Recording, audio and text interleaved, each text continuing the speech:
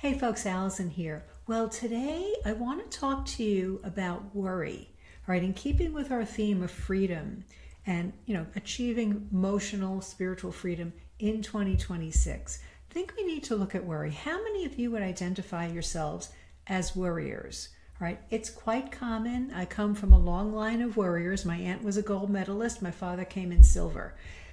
We worry in my family. In fact, there was a hurricane coming toward Florida, I think it was like last year, and my sister texted me, should I start worrying? And I said, well, if you think it'll help, yeah. So we don't realize that it's mindset, but it's also habit. And nothing will steal your freedom more than worry.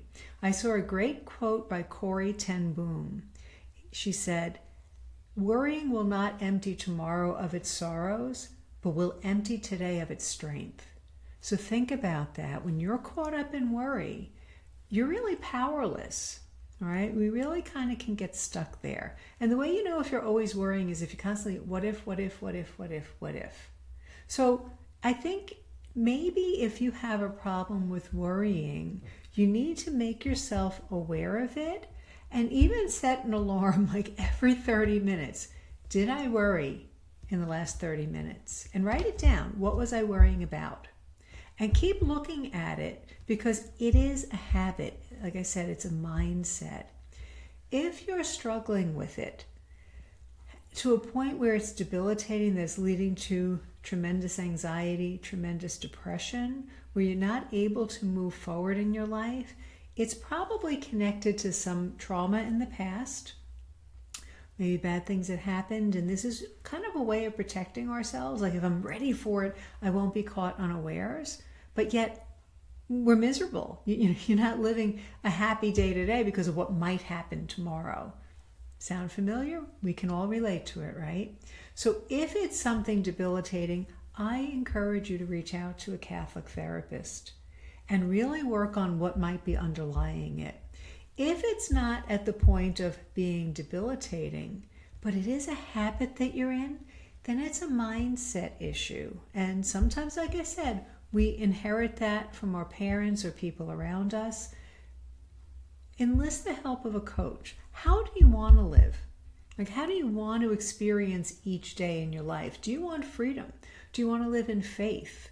Well, sometimes we need a little help to get there by identifying these mindset traps that we're in. Right? Because worry, it does us no good. Remember seeing something that said like 90% of the things you worry about never happen. Now, of course, in my cynical way, I said, well, then that's very effective, isn't it?